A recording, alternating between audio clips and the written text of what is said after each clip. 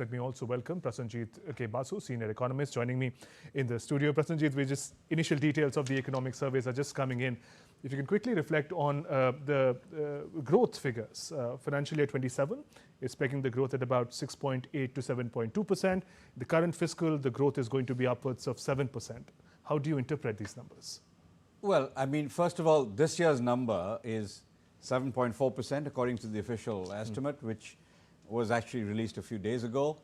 I think that is very low. That is very conservative, because in the first half of the fiscal year, you had 8% growth already. And everything indicates that the second half will be faster. Right. So I would say that the likelier growth rate is closer to 8.5% than 7.5%.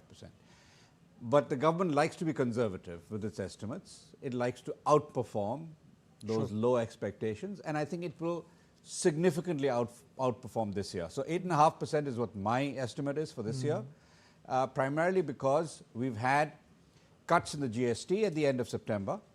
So the first half of the fiscal year didn't see the benefit of that at all. All the benefits are going to come in the second half. The first half of the fiscal year did see some benefits from the reduced income tax rates in last year's budget, which have an impact throughout this fiscal year, and also the interest rate cuts. There was a 100 basis point of rate cuts between February and June. So there's a substantial rate reduction.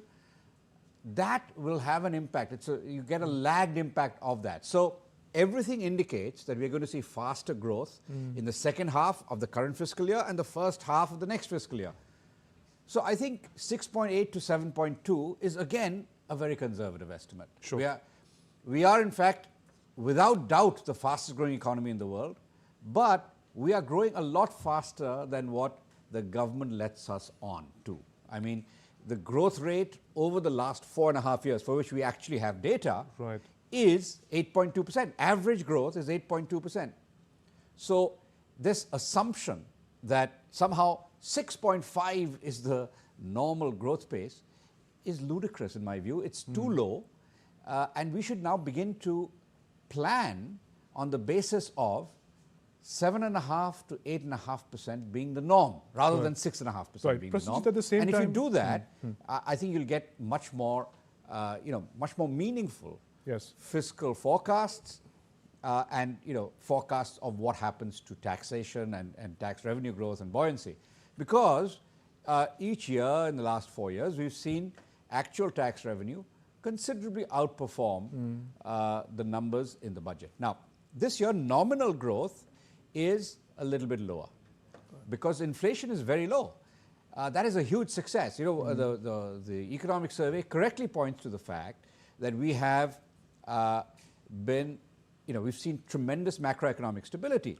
The current account, my estimate is that the current account will show a small surplus of 0.1% of GDP, basically almost balanced.